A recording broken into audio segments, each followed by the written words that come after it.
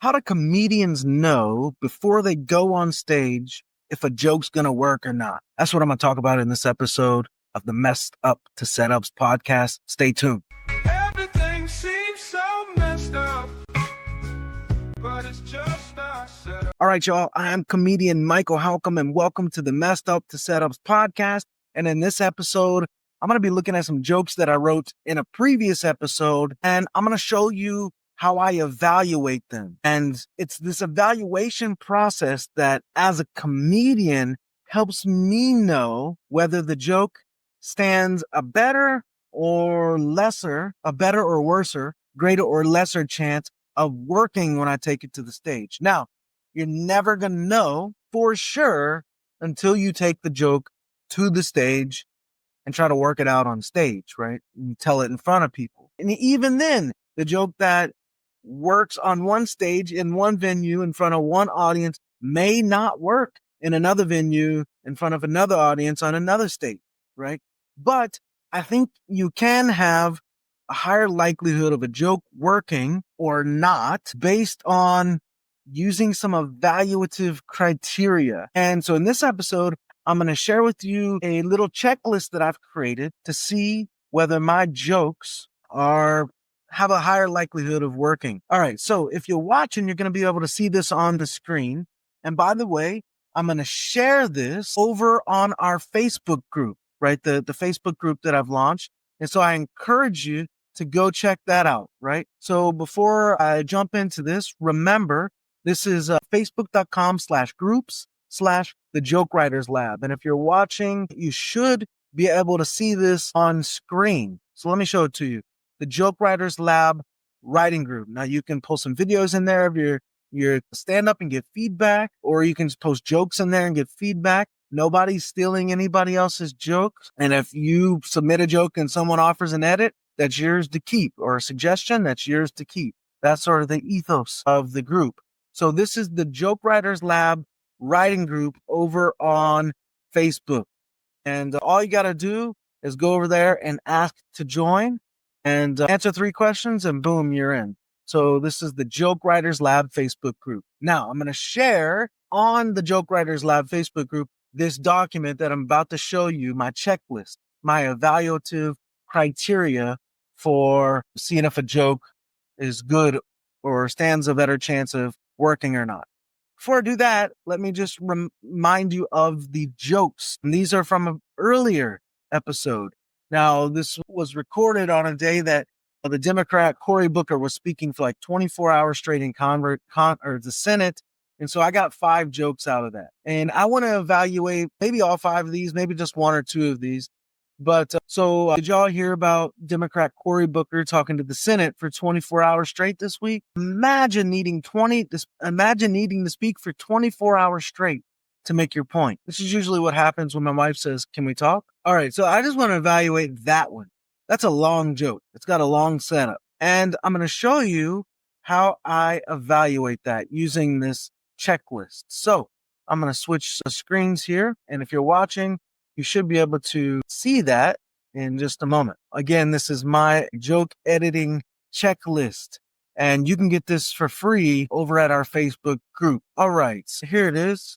Halcomb's joke editing checklist. And if you're watching, boom, that should be up on the screen. Now, this is just a series of 9 questions, right? And by the way, if you're watching, go ahead and subscribe while you're watching. If you're listening, go ahead and subscribe. And after the video, head over to my website, subscribe there.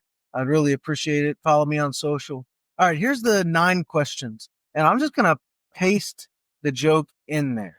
So, and we'll just paste it in each of these note column boxes, right? So the first question is this: is the premise. Now, by premise, I mean a negative opinion about the thing, a negative opinion about the subject.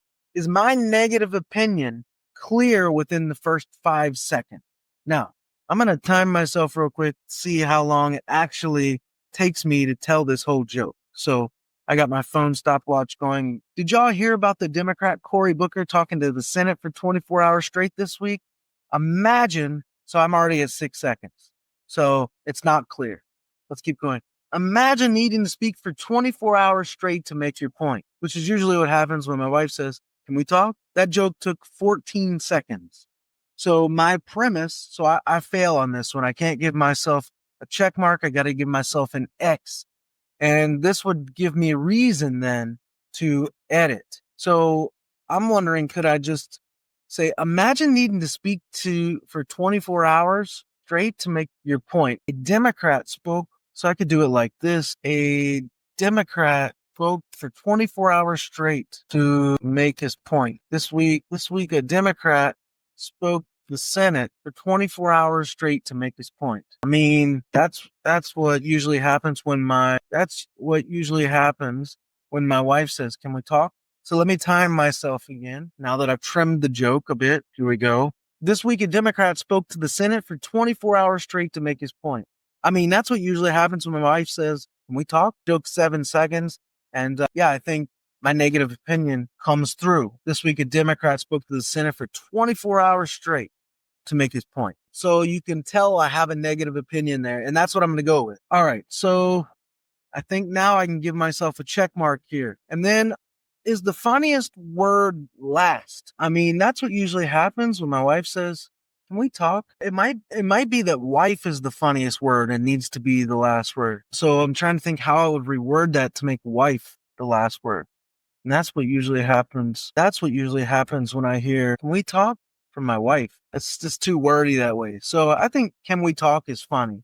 I think that is the funniest bit. Wife could be, but I think, yeah, this works. So that's a familiar phrase that everybody knows, so I think it works.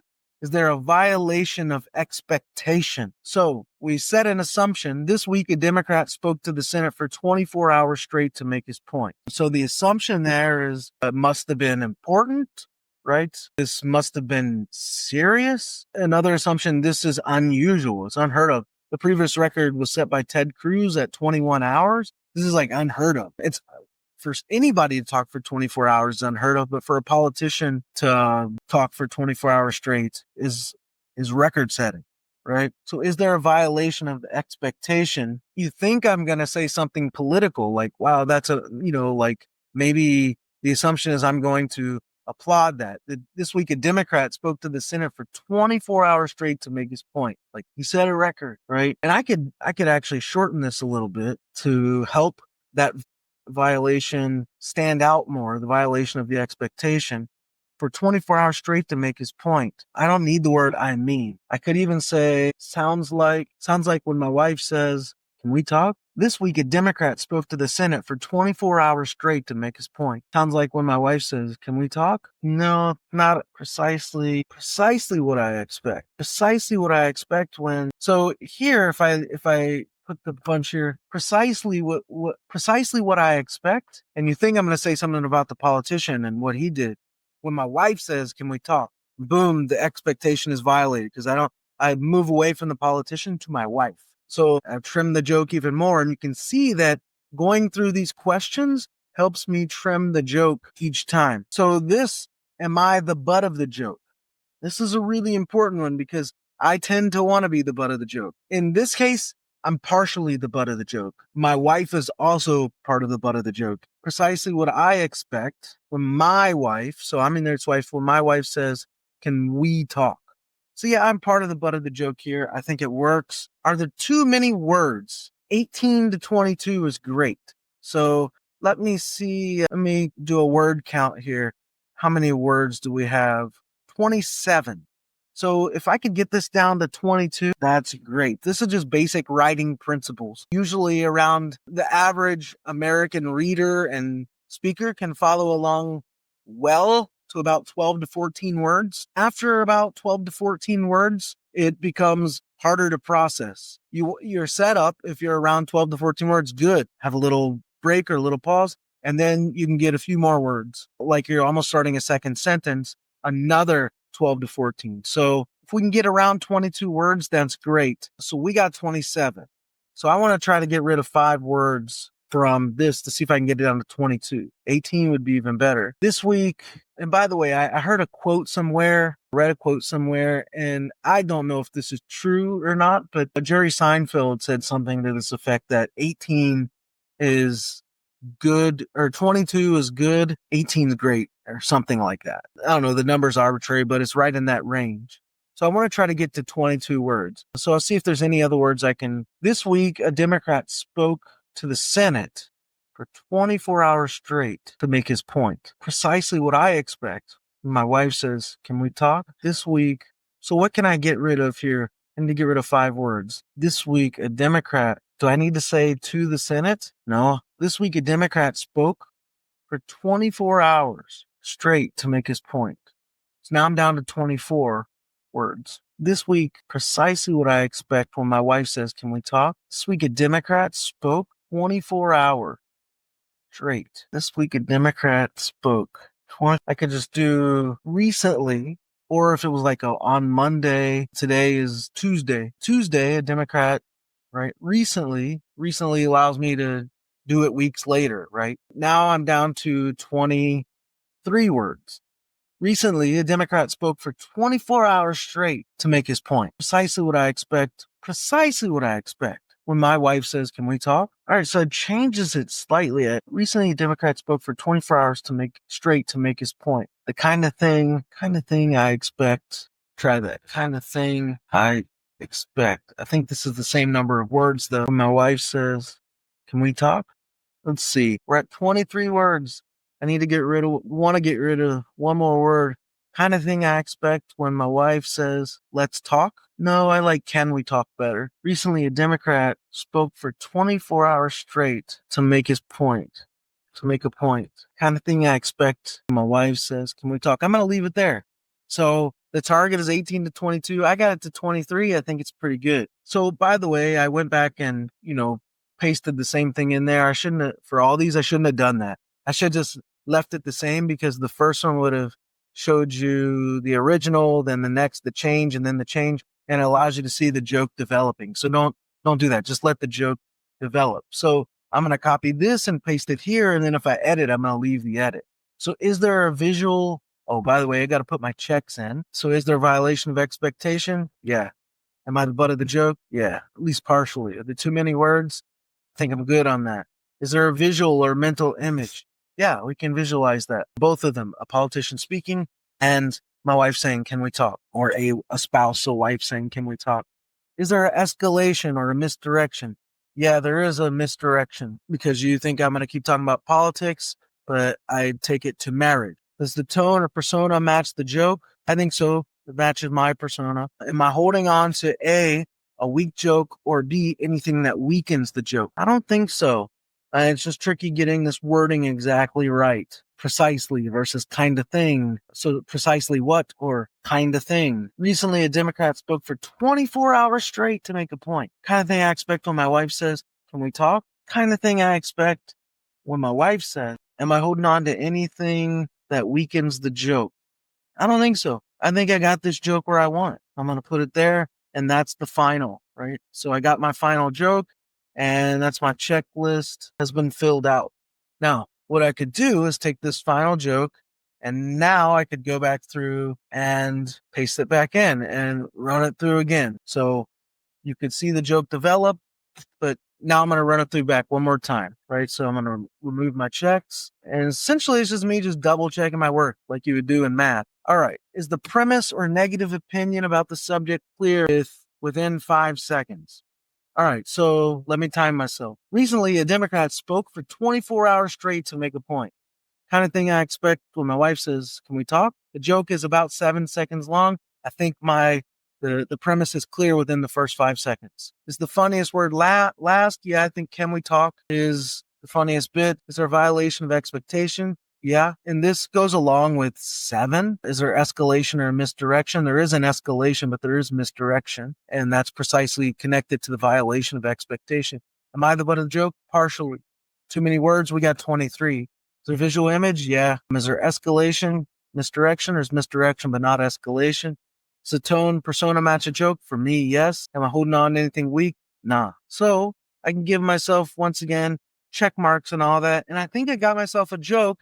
And this joke is more likely to work, I think, than the one that I showed up with originally here, right? And we'll go back now and we'll compare what I have here with the original. So let me grab that and do a comparison here. All right. So in grabbing the original, here's what we got.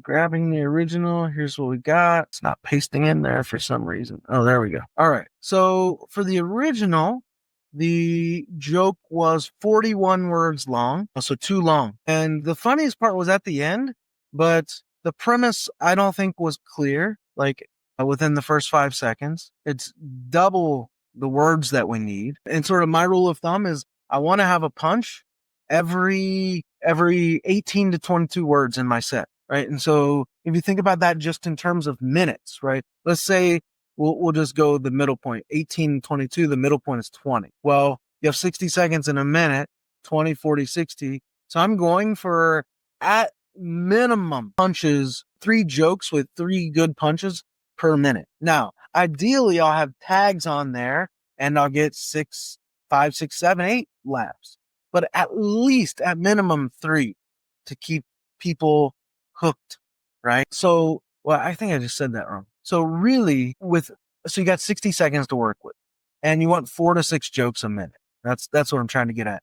You can maybe get away with 3 to 6 jokes a minute. So that's how I'd rather frame it, which means you're getting 3 to 6 laughs a minute at least. Now, if you got tags on there, you can up that and that's great. I think I got rid of what weakens this. I think this more matches my persona. I think the misdirection is clear. There's definitely a visual image. And I think the end product here is much better than the starting point. So let me say both of them side by side, and then we'll wrap this episode up. So did y'all hear about Democrat Cory Booker talking to the Senate for 24 hours straight this week? That's a lot. Imagine he didn't speak for 24 hours straight to make your point, which is usually what happens when my wife says, "Can we talk?" So I'm kind of doing the very thing. I'm criticizing him for being long-winded when in fact in this joke I'm being long-winded. So I remove that tension by following this 9-step evaluative process, right? And getting from 41 words down to 23. So here's the new joke. Recently, a Democrat spoke for 24 hours straight to make a point. Kind of thing I expect when my wife says, "Can we talk?" All right. I think that's a much better joke. There's still something that maybe needs a little tweaking to me with the punchline, but it works. And it would take maybe me getting up on stage or going to the Joke Writers Lab and posting it there and asking for feedback, get other eyes on it. But, to have the stage time plus the people in the group, the other comedians giving feedback to understand how I need to tweak it to make it better. But this is what I'm going to go with for now. And I just wanted to show you how I edit jokes. And I'll just be honest, like editing jokes is one of the hardest things because editing your own jokes is one of the hardest things. To edit somebody else's joke and make suggestions seems very easy. I have distance from it, coming at it with fresh eyes. It's hard to edit your own jokes, just like it's hard to edit your own essays or novels or conference papers or sermons or whatever, because you're so roped into it. Yeah, you don't have fresh eyes, in other words. All right. I hope that's helpful. I think this kind of stuff is useful. And again, I want to remind you to head over to the Joke Writers Lab and you can get this free checklist there, but you got to sign up for that. So, all right, y'all. I've been Michael Halcomb and I'm going to stop there for this episode of the Messed Up Setups podcast and say, I hope that helps. It's all messed up, yeah, everything's messed up. We're going from this mess up to the next setup. Everything seems so messed up, but it's just ourselves.